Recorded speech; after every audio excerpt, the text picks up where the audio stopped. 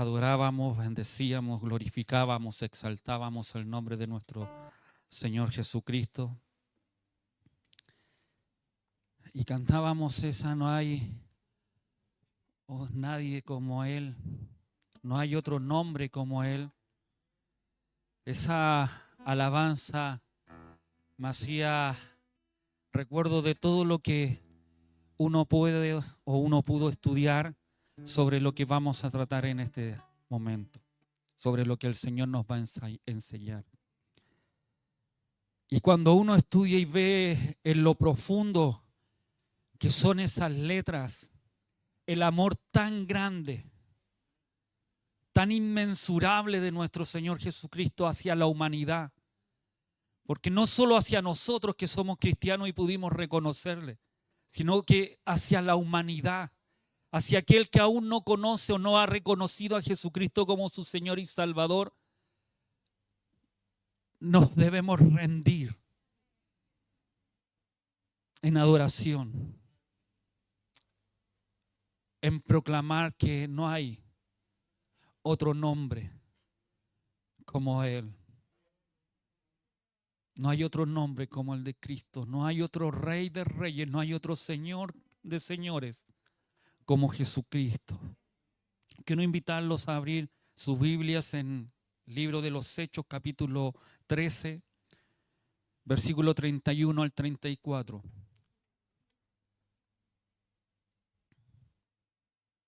Le damos la bienvenida a Andrés. Dios te bendiga grandemente.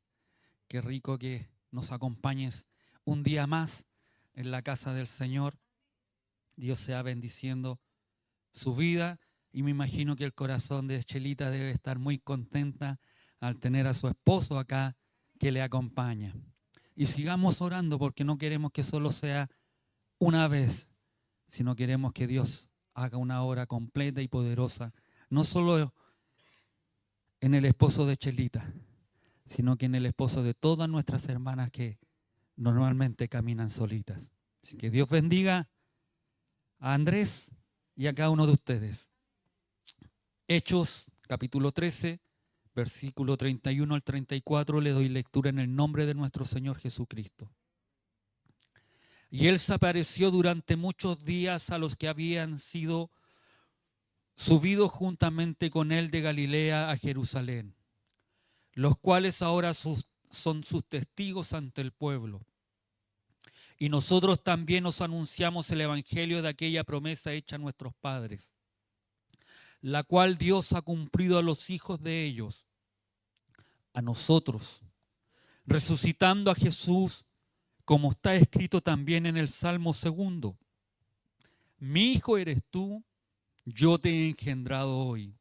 Y en cuanto a que le levantó de los muertos para nunca más volver a corrupción, lo dijo así: os daré las misericordias fieles de David. Amén. Tomen su asiento. Pablo les hace ver que las autoridades, no nos olvidemos lo que estaba sucediendo en versículos anteriores, donde Pablo le hace ver que las autoridades religiosas, en su ceguera y locura y rechazo, mataron y crucificaron a Jesucristo. Muchos de ellos se burlaron y cantaron victoria por haberlo tenido ahí en ese madero, y muchos, si ustedes se recuerda, la escritura dice que algunos se burlaban y le decían: baja ahora del madero, si tú eres, incluso aquel que estaba crucificado junto a él, le dice: si tú eres Dios, sálvanos ahora. Y muchos se burlaban, muchos quedaron perplejos con lo que había ocurrido, por lo que había sucedido con el Mesías. En la expresión y conversación que llevaban los hombres que iban camino a Emaús, no sé si usted se recuerda, aquellos hombres que iban con tristeza y consternación, se puede graficar el pensamiento de muchos de los que vivían en aquella época y el pensamiento de muchos de nosotros cuando las cosas no salen como nosotros queremos o las pensamos. Se nos vienen preguntas e interrogantes en nuestras vidas. Nos llenamos de amargura y tristeza, de incertidumbre, de pensamientos, y a veces dudamos de que Dios sea real y que exista. Aquellos hombres iban y comentaban, ¿qué va a hacer ahora? ¿Qué vamos a hacer ahora? Se manifiesta como aquella expresión que hizo Isaías cuando había muerto el rey y Usías, ¿y qué vamos a hacer ahora? Y cuando Dios se manifiesta gloriosamente ante ellos. Y cuando Jesucristo se manifiesta a aquellos que no sentíamos ese ardor, no sentíamos aquella presencia. Pero muchas veces nosotros al ver el acontecer, al ver la maldad, creemos que Dios pierde el control de las cosas. Y eso era el pensamiento de muchos de los que gritaron, Hosana al Rey, Hosana al que viene en el nombre de David. Bendito el que viene. Aquellos que gritaron, aquellos que vieron los milagros, aquellos que vieron lo que Cristo había hecho, habían desfallecido cuando Jesucristo murió. Pero un puñado de hombres y mujeres comenzaron a testificar que Dios no podía ser derrotado. Y la resurrección es la prueba de que el poder y el propósito de Dios son invencibles. La resurrección es la prueba de que Dios nunca pierde el control. Por más que nuestra vida pueda estar hecha a pedazos, por más que a lo mejor nosotros veamos que Dios no responde a lo que yo le estoy pidiendo, Dios nunca pierde el control de las cosas. Y la resurrección es prueba de que Dios tiene el control de todas las cosas. No nos olvidemos que en ese tiempo pensaron, ya se fue, ya no está.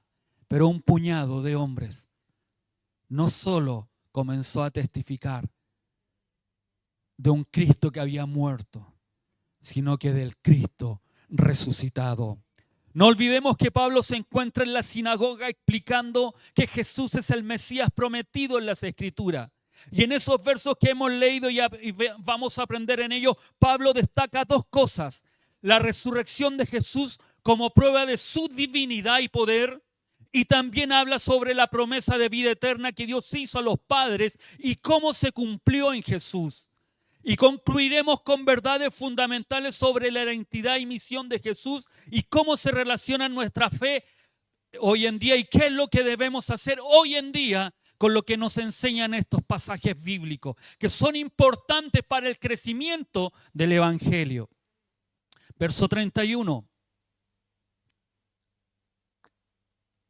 Y él se apareció durante muchos días a los que habían sido subidos juntamente con él de Galilea a Jerusalén, los cuales ahora son testigos ante el pueblo.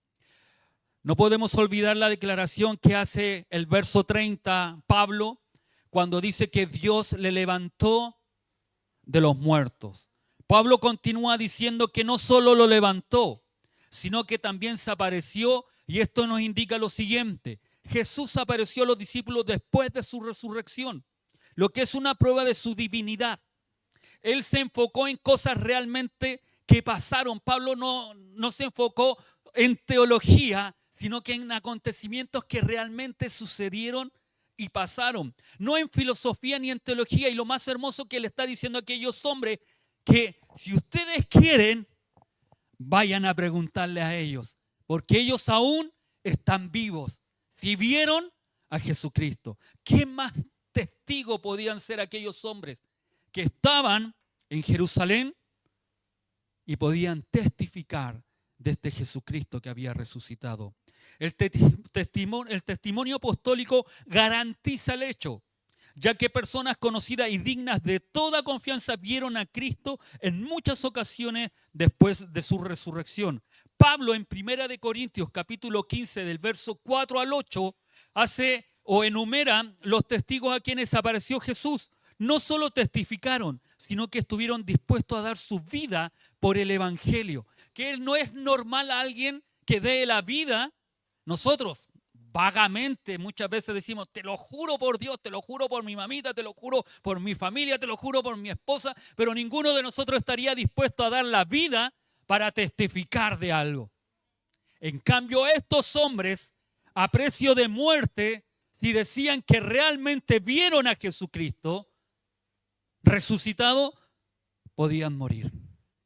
De hecho, muchos murieron por hacerse cristianos, Muchos padecieron por decir, es verdad, Jesucristo es el Rey. Jesucristo era el Mesías. Jesucristo resucitó de entre los muertos. Y esa era la convicción que los movía a predicar, a hablar, a testificar de Jesucristo. Amén. El cristianismo, Boyce dice, el cristianismo no es solamente una filosofía o un código de ética.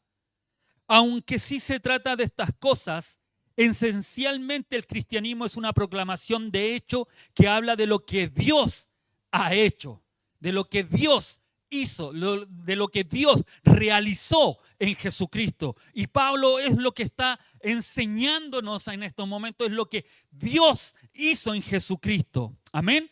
Verso 32 dice, y nosotros también os anunciamos el evangelio de aquella promesa hecha a nuestros padres. Pablo ratifica que la resurrección del Mesías está íntimamente relacionada con la promesa que había hecho a sus padres. Y cuando hablamos de sus padres, estamos hablando de Abraham,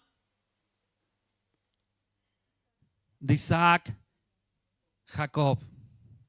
De esos padres, porque el pueblo judío a ellos los respetaba como los padres de la patria, digamos de esa forma, los padres del pueblo judío. Y cuando Pablo le está diciendo que Jesucristo es la promesa hecha a los padres, hecha a Abraham. Génesis 12:13, usted ve la historia y dice cuando Dios llama y lo saca de Ur de los Caldeos, le dice, y yo bendeciré en ti. Serán benditas todas las naciones de la tierra. Y en Jesucristo se está cumpliendo aquella promesa. Y Pablo le está diciendo a hombres conocedores de aquella escritura, hombres que sabían lo que estaba sucediendo y aconteciendo. Puesto que la antigua promesa quedaría sin cumplimiento si no se hubiese realizado la muerte expiatoria y la resurrección del Mesías según la escritura. Sin muerte no hay vida. Véalo de esa forma. Sin muerte no hay vida. Sin la muerte de Cristo no se hubiese cumplido la promesa de la resurrección y vida eterna para la humanidad. Y este tema de la resurrección y muerte de Cristo es uno de los temas más prominentes en la defensa de Pablo ante Agripa, años más tarde, que lo vamos a ver, no sé si años más tarde, pero en Hechos 26:6, ahí aparece cuando Pablo habla con Agripa, porque la resurrección de Cristo fue la gran prueba de su condición de hijo de Dios. No era posible que fuera retenido por la muerte, porque era el Hijo de Dios y por lo tanto tenía vida en sí mismo que no podía dejar sino con el propósito de tomarlo nuevamente. Es decir, si Él es Dios, el creador de todas las cosas, la muerte no podía retenerlo. Amén. La palabra evangelio quiere decir buenas nuevas, como usted ya lo sabe, que es la noticia más importante para el judío que tenía que ver con la llegada del Mesías. Si ahí había una buena noticia, esa era la buena noticia para el judío. Y sabe que esto es tan importante porque a veces nosotros no somos capaces de darle la buena noticia a aquellos que no tienen a Cristo. Normalmente una buena noticia para nosotros es que alguien nos va a bendecir. Y ojalá que sea económicamente o de una sanidad o de algo que sea material. Para nosotros esos serían los aspectos que diríamos, esta es una buena noticia. Para algún hermano que está sin trabajo, ¿cuál sería una buena noticia? Que encontró trabajo, que no le dijeron solamente déjeme su currículum y lo vamos a llamar, que es lo que normalmente ocurre y a muchos de ustedes le ha sucedido y le ha pasado. Llevan un currículum y le dicen, déjelo, nosotros le llamamos. Y usted espera junto al teléfono durante varios días esperando que le llamen y no le llaman. Y una muy buena noticia sería, venga a trabajar, los estamos esperando, ¿cierto? Y que nuestras expectativas de sueldo sean mayores a las que nosotros consideramos y pensamos. Dijimos, ya voy a ir a trabajar, bueno, como no tengo nada, me conformo con esto. Y una muy buena noticia sería que le dijeran, ¿sabe que usted va a ganar el doble de lo que usted... usted salta en una pata. Yo creo que le dice, ahí mismo se le sale a lo cristiano y dice, gloria al Señor. Y eso pues serían buenas noticias para nosotros. Pero ¿sabe qué? Nosotros hemos tergiversado la mejor noticia.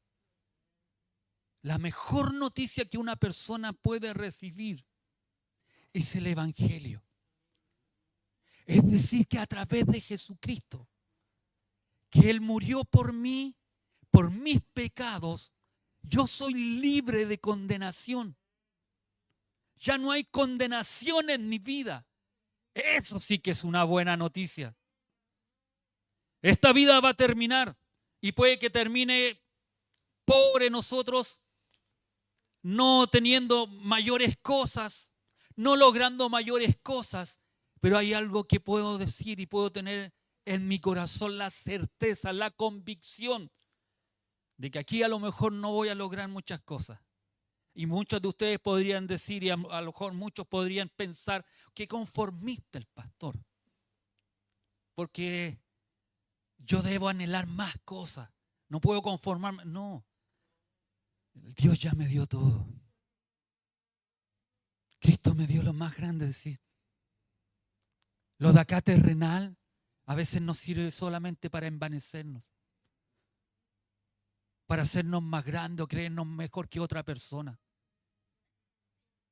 A veces cuando el Señor nos bendice nos apartamos. Ya no buscamos al Señor con ese ahínco que lo buscábamos cuando había esa necesidad, cuando necesitábamos. Y como Pablo le decía al Señor, Señor, sáname. El Señor le dice, no, bástate de mi gracia.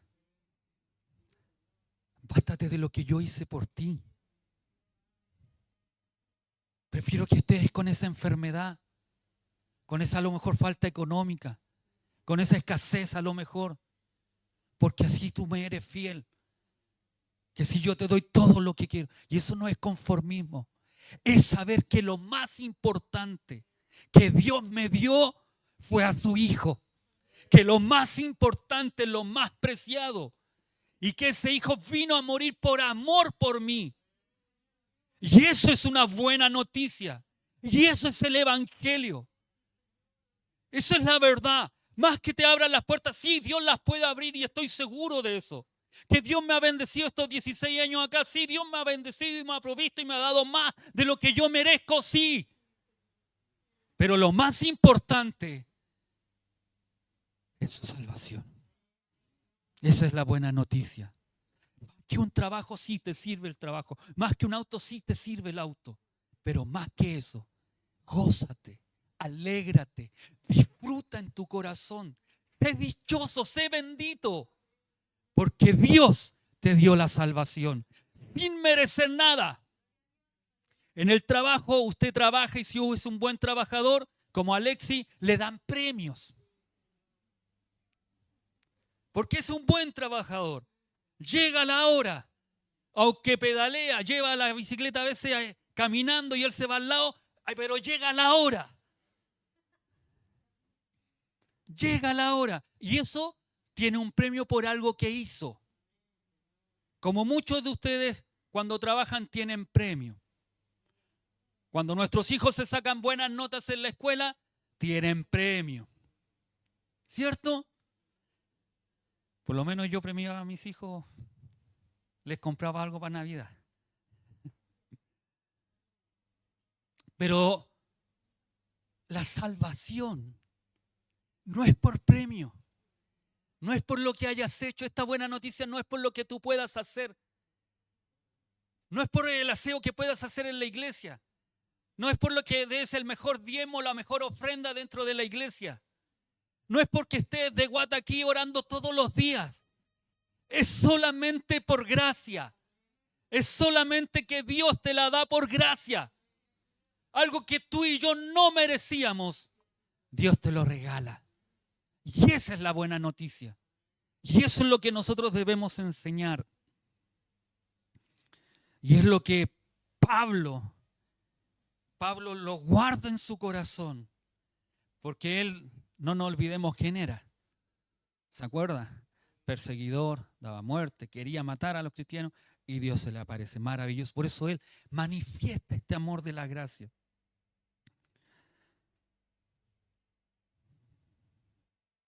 Si para el judío la mayor noticia era que el Mesías había venido, la noticia más importante para el pecador condenado es que hay perdón de nuestros pecados. Amén. La promesa hecha a Abraham tuvo que ver con la vida, la muerte y la resurrección de Cristo. La resurrección de los muertos era la esperanza de Israel. Ellos confiaban, ellos creían, porque no nos olvidemos que aún Job, muy antiguo, el libro de Job,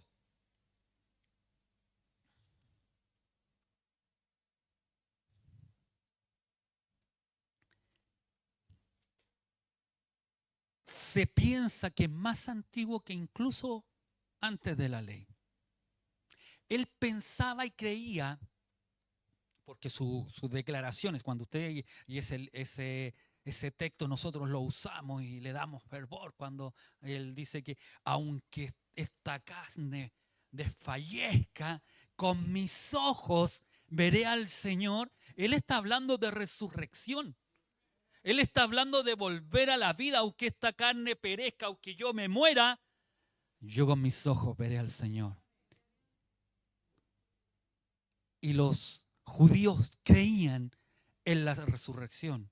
Aún cuando muere Lázaro, si usted se recuerda, cuando Jesucristo va y le dice a Marta, que sale preocupada y no dice, no, si yo sé, Señor, que en la resurrección veré. No, ahora iba a ver a su hermano. Ella decía sí, ellas creían en la resurrección.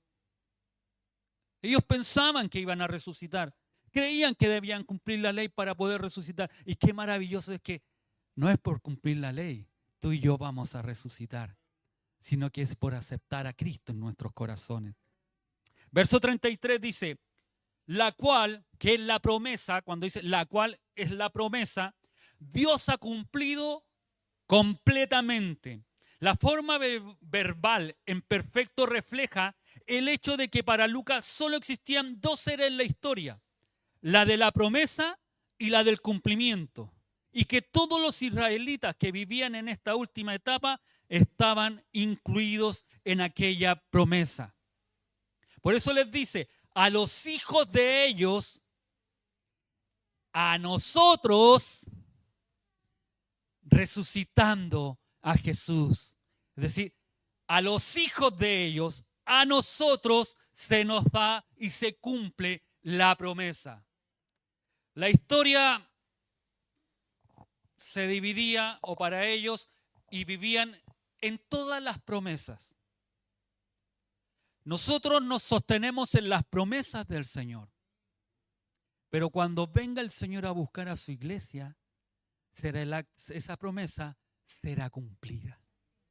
Amén. Cuando Dios, por eso normalmente nosotros consideramos incluso a una persona, cuando nos promete algo, nosotros vemos si esa persona es veraz cuando cumple lo que prometió. Antes de eso, son solo promesas. ¿No es así? Solo promesas. Pero cuando yo cumplo lo que prometí, pasa a ser que esa persona es veraz. Y mire lo que ocurre. Y esto es maravilloso porque Pablo le está diciendo a los padres, Cristo, es decir, Dios les dio una promesa. Y esa promesa se cumple en Cristo. Eso quiere decir que el Dios que ustedes están sirviendo, que debemos servir, es veraz, es real, cumple las promesas. A pesar del tiempo que haya transcurrido, pero Dios cumplió lo que había prometido. Amén. ¿Y cómo lo hace Pablo? Cita las Escrituras. Dice, a los hijos de ellos, a nosotros, resucitando a Jesús, como está escrito también en el Salmo 2, verso 7. Mi hijo eres tú, yo te he engendrado hoy. Amén. Los judíos conocían bien todo el Salmo y para ellos no sería tan difícil como para nosotros la expresión, mi hijo eres tú, yo te he engendrado hoy. Nosotros tenemos toda la escritura, entonces nosotros ya sabemos de quién se trata, ¿cierto? De hecho, el título que le pusieron los escritores en la Reina Valera, la verdadera, como dicen algunos, en la Reina Valera incluso dice que este es un salmo mesiánico, ¿ya? Ya nosotros tenemos eso. En ese tiempo no existía ese tipo de escritura o de título en los salmos. Existían todos los salmos, estaban todos juntos, pero los judíos, al estudiarlos, no nos olvidemos que los judíos estudiaban constantemente la escritura. Los salmos ellos los cantaban y ellos tenían así escrutado, así como cuando uno toma un cincel y esculpe la piedra, así ellos tenían esculpido en su corazón que este era un salmo mesiánico. Entonces, cuando le está hablando de que mi hijo eres tú y yo te he engendrado hoy, ellos sabían que era profético. El tema es la unción del rey y en el pensamiento de los orientales, este acto determinó una nueva relación entre el monarca y los dioses, pudiendo decirse que el rey nació como tal por un acto de unción. El levantarse es un nuevo nacimiento para Cristo. Esta palabra, cuando dice yo te he engendrado hoy, ha sido causa de división, de sectas y de complicarse a veces la vida. Y lo vamos a ver por qué. Es decir, no completamente, porque tendríamos que estar acá toda una tarde para poder aclarar este punto. Pero este punto no habla, y quiero hacer la diferencia, de engendrar en la encarnación. Cuidado, que es el error que se comete y que algunas sectas dicen que no, es que la Escritura dice que engendró y si engendró es hijo. Cuidado, cuidado. Él es hijo de Dios en la encarnación, pero en la resurrección pasa a ser hijo, pero de Dios. Hay una diferencia, ¿ya? La vamos a ver y espero que la entienda. Y si no, me pregunta o me levanta la manito, pastor, no entendí, y le vuelvo a explicar. Este fue un acontecimiento declarativo de Dios que coloca a su hijo siervo en el trono. Teniendo el testimonio de los escritos del Antiguo Testamento expuesto teológicamente, el Salmo 2 interpretado más allá del sentido literal, en sentido del rey mesiánico de la salvación, y se entiende repetidas veces en sentido cristológico en el Nuevo Testamento.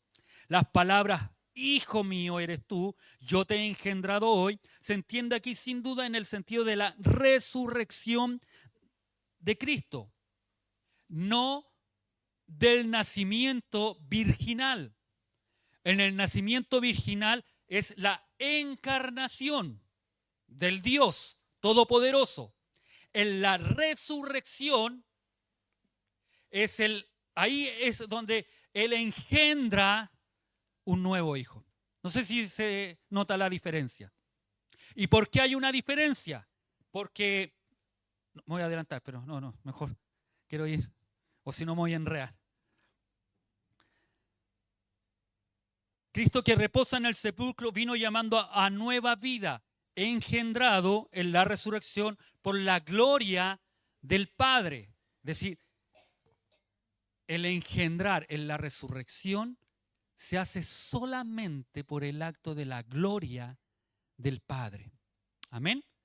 Pablo, un apóstol inspirado, interpretó este salmo considerando que la resurrección de Jesús es meramente la manifestación de su anterior estado de hijo de Dios, que era la filiación eterna que tiene cuando nació de María. El que después, Romanos 8:32, representa como algo esencial. El que no escatimó a su hijo, sino que lo entregó por todos nosotros.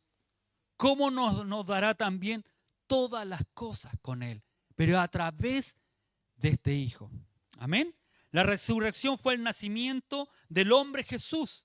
Él fue engendrado por Dios en su resurrección a fin de ser el primogénito de Dios entre muchos hermanos, como dice Romanos 8:29. Él era el Hijo unigénito de Dios desde la eternidad, como lo presenta Juan. Si usted lee Juan, el Evangelio de Juan, dice Juan, lo presenta como el unigénito. Pero después de la encarnación y por medio de la resurrección fue engendrado por Dios en su humanidad para venir a ser el Hijo primogénito de Dios.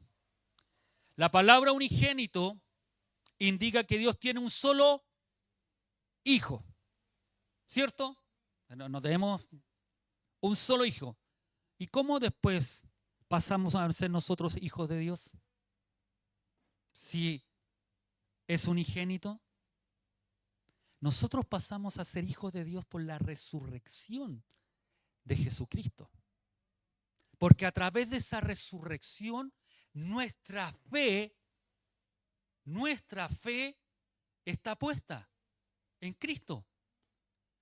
Pablo dice, van a ser, y si nosotros no creemos en la resurrección, si alguien me dice, no, sabe, pastor, yo no creo en la resurrección. Sí creo que Cristo murió en el madero de la cruz y por eso, pero no creo que haya resucitado. Vana es tu fe, dice Pablo. Si eso no es así, Pablo incluso termina diciendo, nosotros debiéramos ser aquellas personas que nos dirían los pobrecitos, hay que tener misericordia de ellos. ¿Cómo ellos pueden creer o pensar en eso? ¿Sabe que yo estudiando las religiones comparadas decía, cómo alguien puede creer en una persona que nació caminando y que cuando caminaba las huellas que quedaban atrás eran flores del loto? Porque hay religiones que creen en divinidades, creen en postura. Cristianos haciendo yoga, si supieran lo que es el yoga. Cristianos practicando cosas orientales, declarando, cuando las declaraciones son solamente cosas vanas, metafísicas, y no creer realmente en hombres y mujeres que dieron su vida y que lo vieron resucitado. Dijimos que la palabra unigénito indica que Dios tiene un solo hijo. Juan 1:18 y 3:16 hablan del Hijo unigénito de Dios desde una perspectiva eterna. Cristo era el Hijo unigénito de Dios, esta era su condición eterna. Sin embargo, mediante la resurrección, Él nació como hombre y llegó a ser el Hijo primogénito de Dios. La palabra primogénito indica que Dios tiene ahora muchos hijos. ¿Usted se considera hijo de Dios? Y para ser hijo de Dios, tiene que haber uno que fue primero. Y en la resurrección de Jesucristo, usted y yo somos hijos de Dios.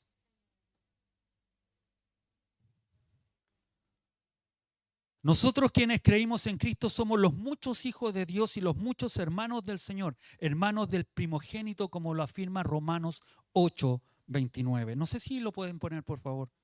Romanos 8:29. No lo tengo acá, si no lo hubiera leído directo acá. Porque a los que antes conoció, también los predestinó, para que fuesen hechos conforme a la imagen de su Hijo. Es decir, usted y yo vamos a ser a la imagen para que Él sea el primogénito entre muchos hermanos. ¿Amén? ¿Amén?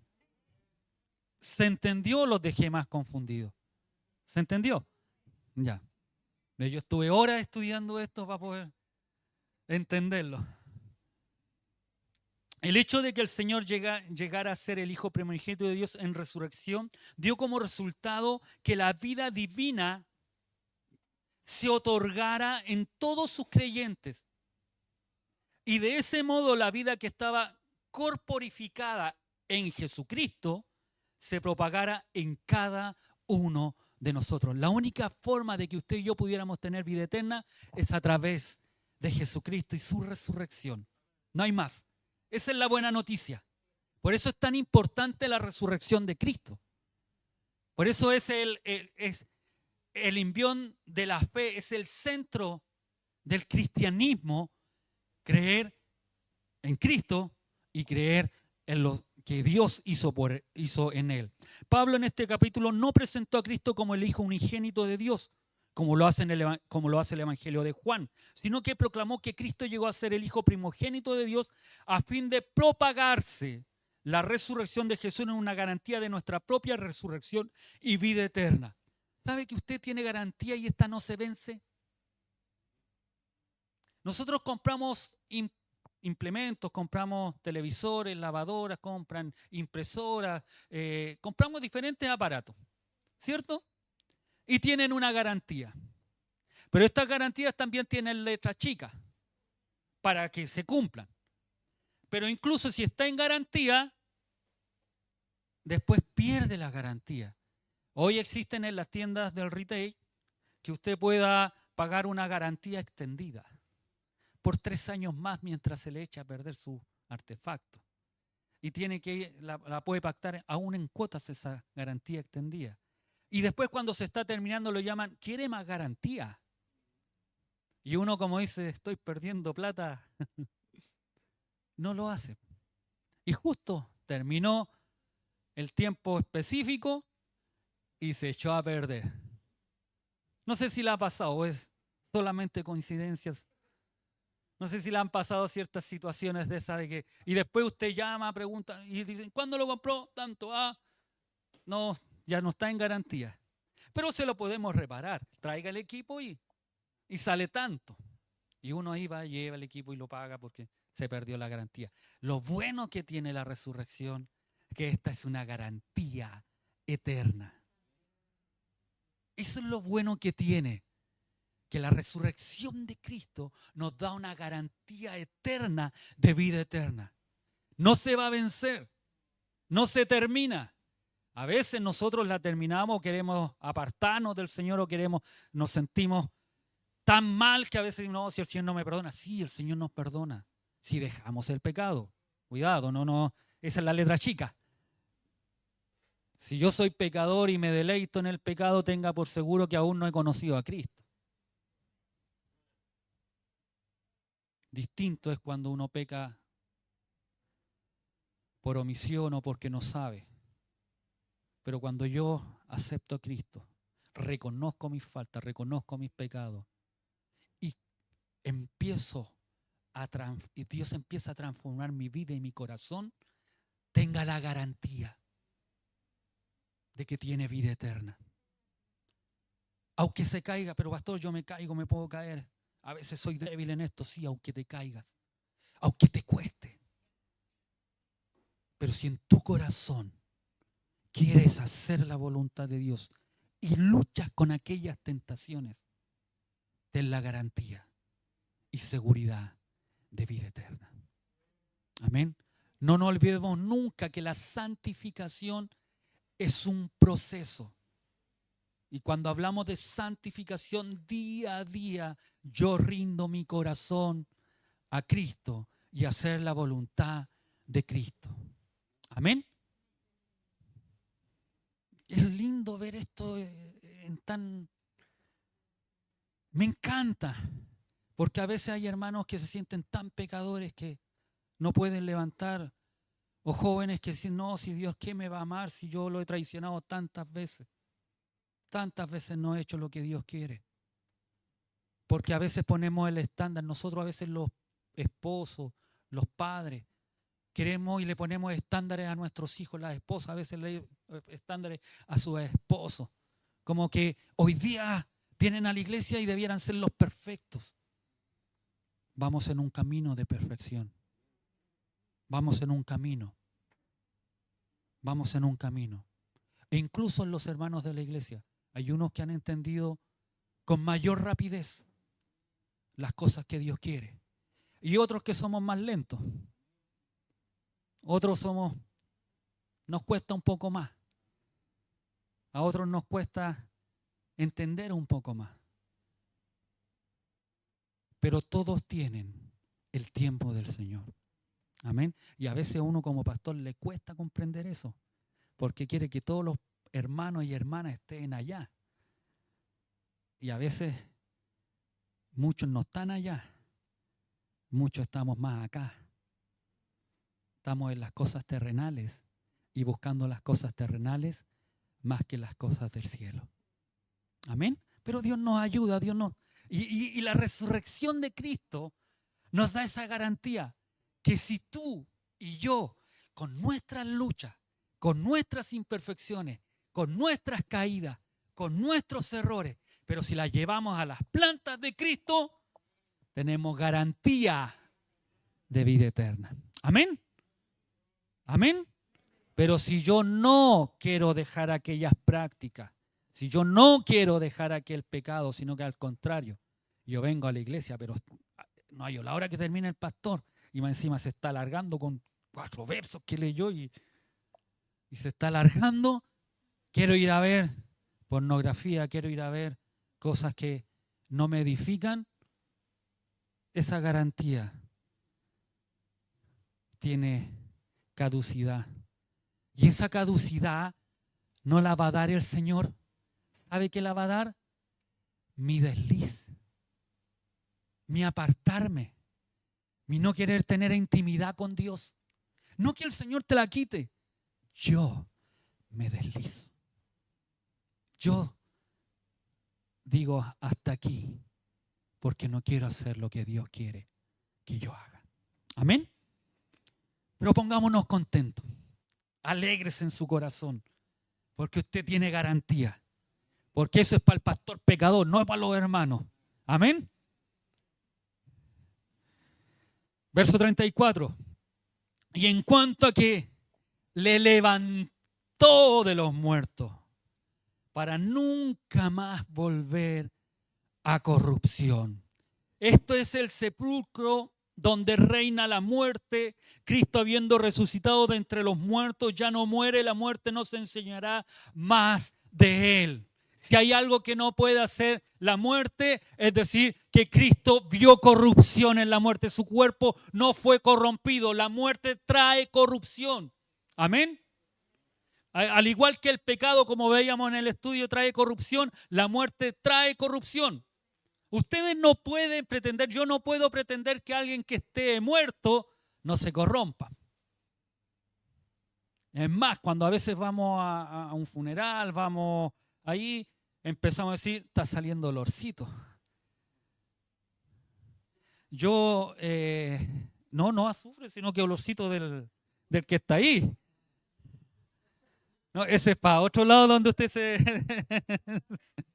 No, olorcito, no sé si le ha pasado. Yo pensaba antes que las hermanas tenían calor cuando hacían así.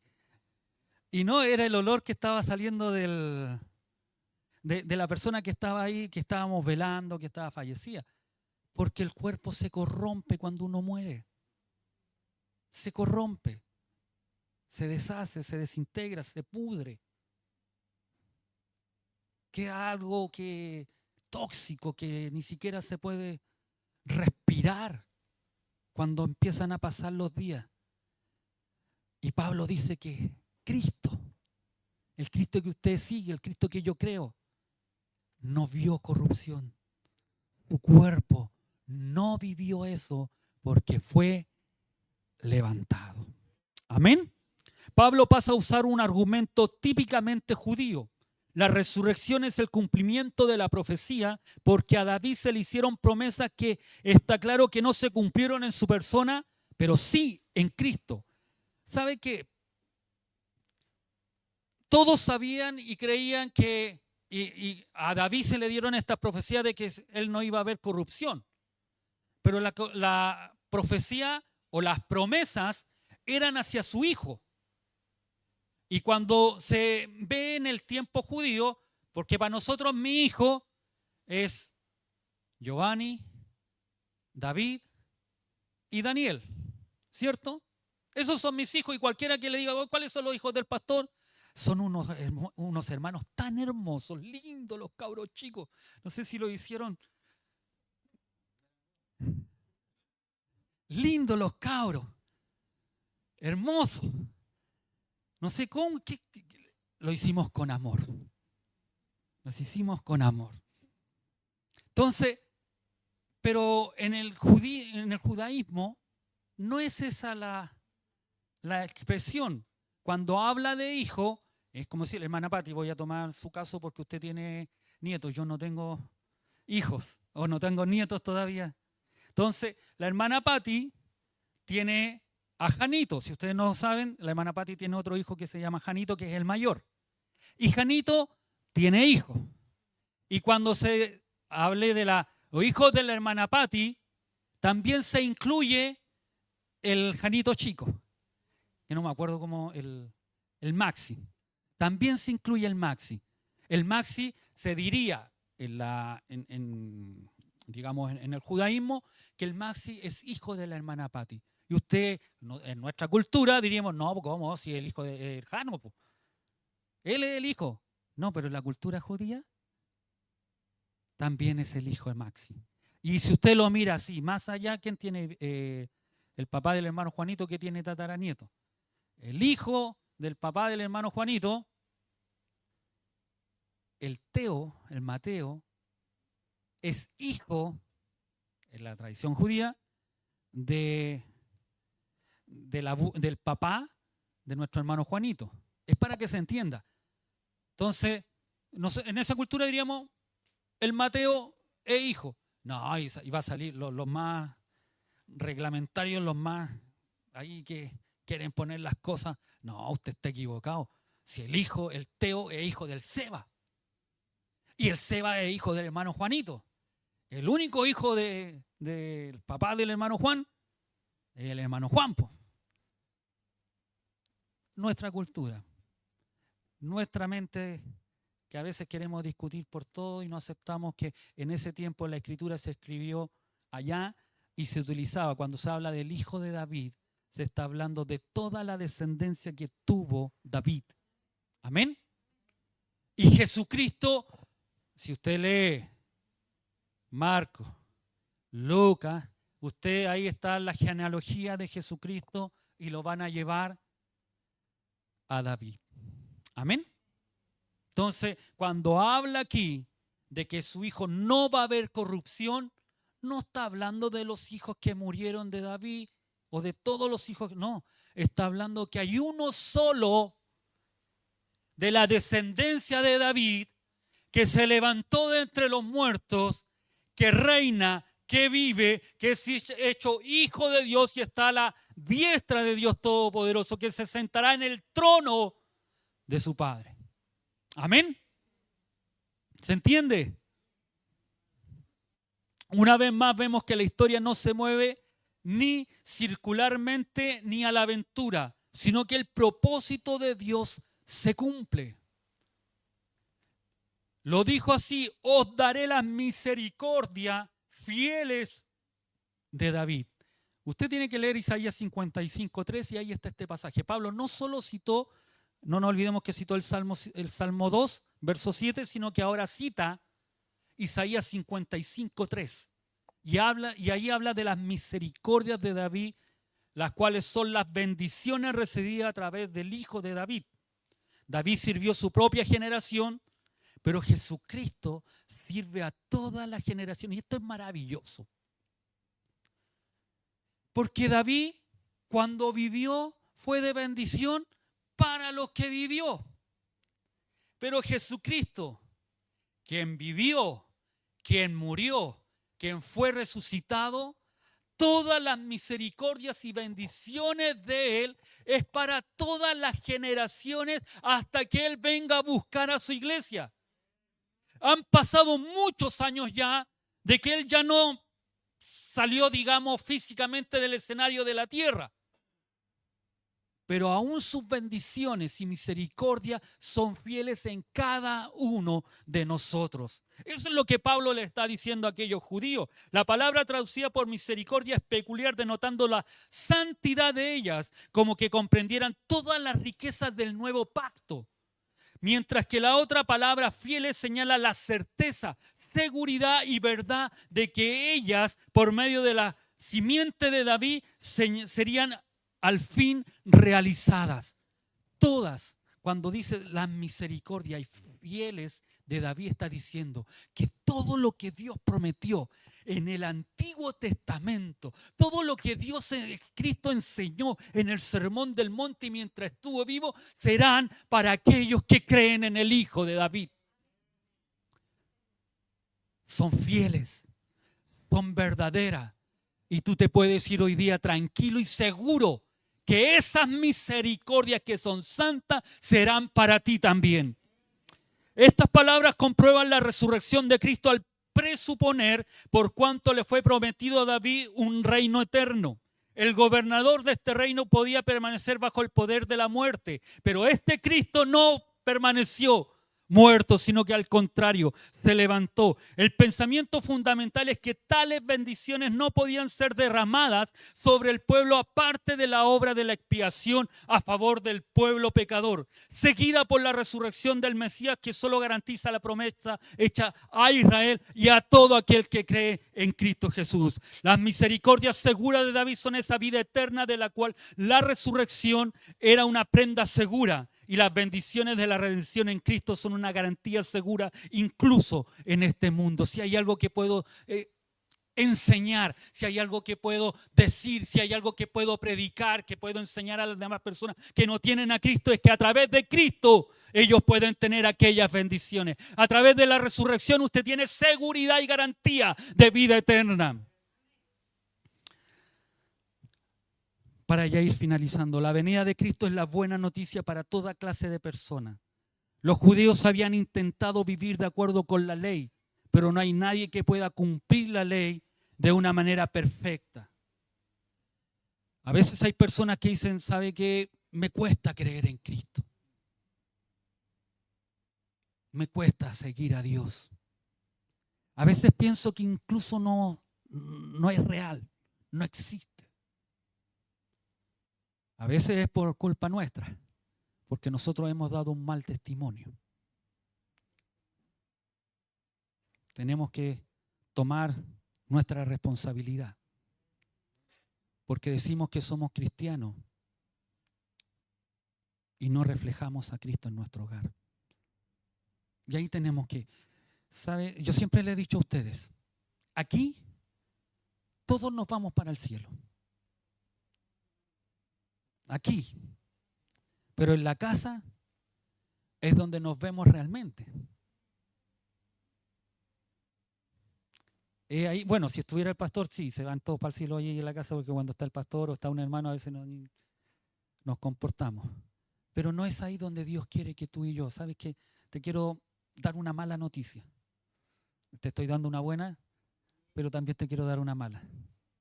Cuando tú estás solo, cuando yo estoy solo, cuando pienso que nadie me ve, hay uno que te está viendo.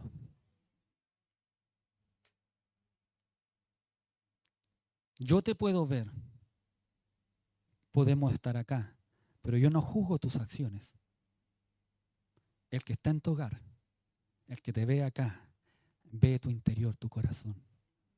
Y eso marca diferencia. Yo quiero que te vayas y todos nos vayamos al cielo. Yo deseo, es mi anhelo. Oro por cada uno de ustedes para que todos nos vayamos.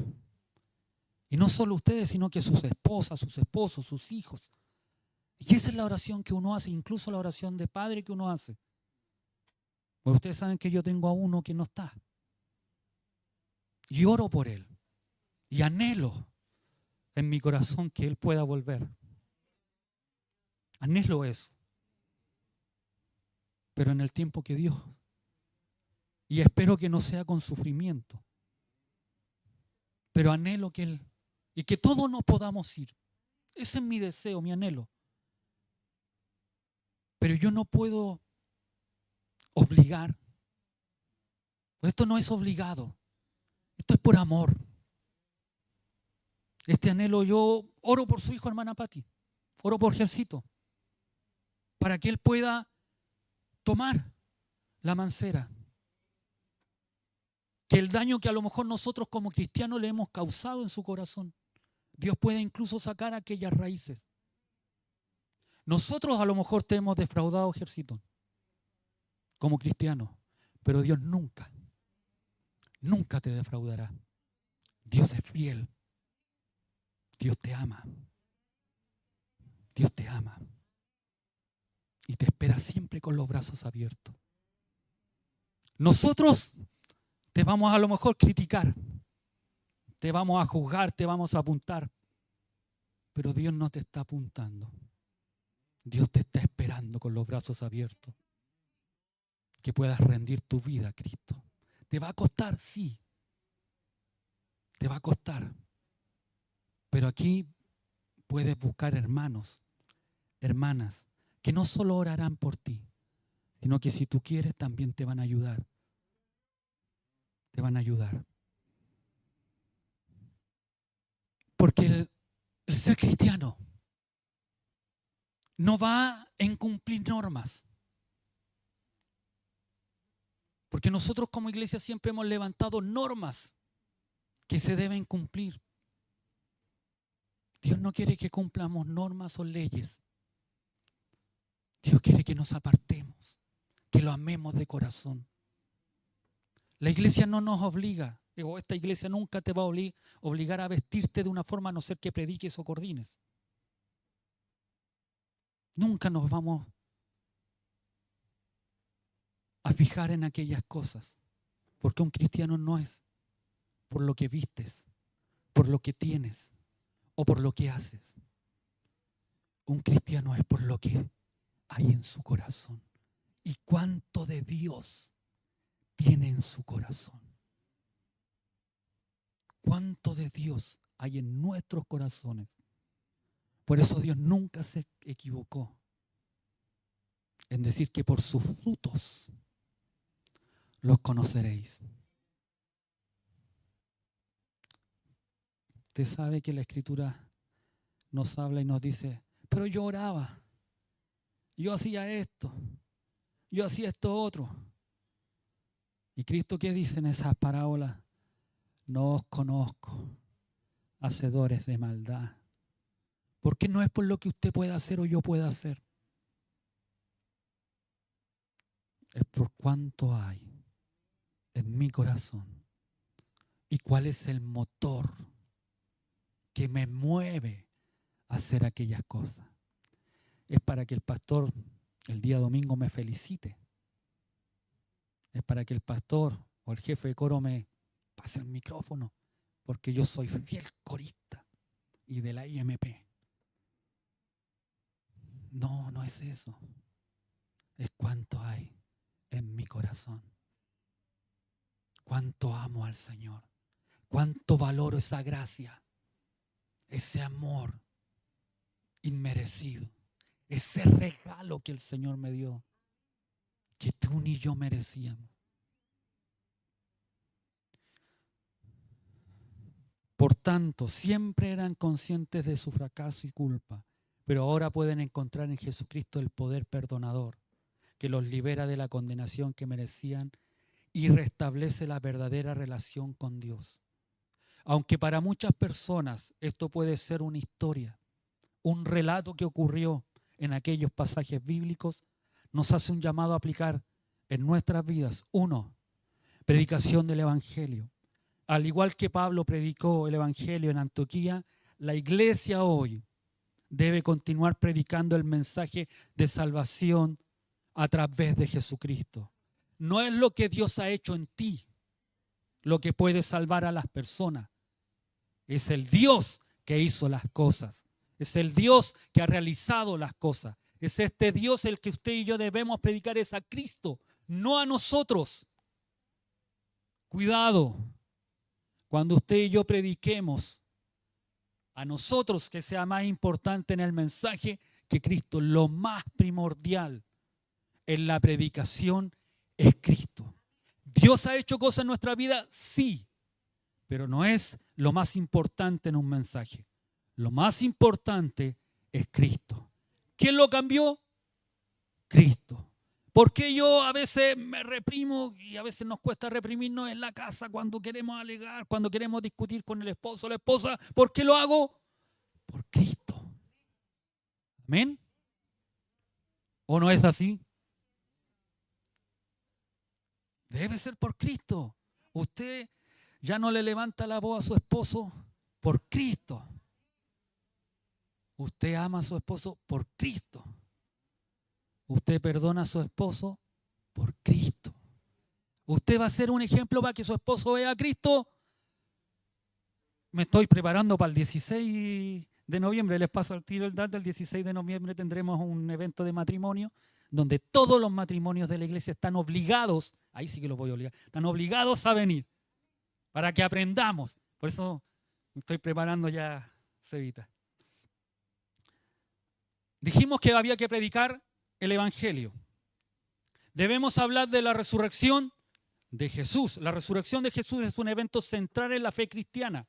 La iglesia de hoy debe continuar enseñando y celebrando la resurrección de Jesús como prueba de su divinidad y poder. Amén. Cuando usted y yo hacemos la Santa Cena, estamos testificando del poder, de la divinidad de la resurrección de Cristo. Amén. ¿Qué debemos hablar? Vida eterna. No, es que pastor, si la vida eterna, no. Vida eterna. La promesa de vida eterna es un tema central también en la fe cristiana. La iglesia de hoy debe continuar enseñando y promoviendo la vida eterna como herencia para aquellos que creen en Jesús. Dios, que lo hace, sí lo hace, y en más de alguna oportunidad ha respondido. ¿Nos puede dar casa? Sí, ha dado casa. ¿Ha dado sana? Sí, pero no es lo más central. Lo más central, la primera promesa que hace Cristo es la vida eterna. Y es lo que menos se predica hoy. Porque si no, ¿qué van a hacer? No, si muchos dicen que después de esta vida no hay otra. Sí, eso dicen los que no quieren hacer la voluntad de Dios. Pero Cristo, Dios dice, sí hay vida eterna. Y si usted mira, casi todas las religiones hablan de una vida eterna. ¿Cómo la consiguen ellos? Es otra cosa.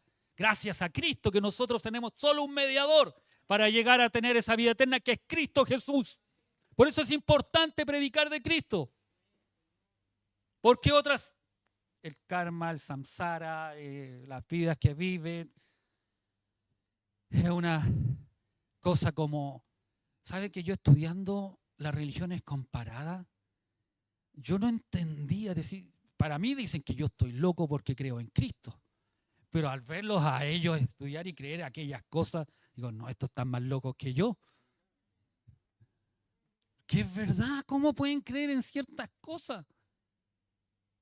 Hay naciones que se mueren de hambre.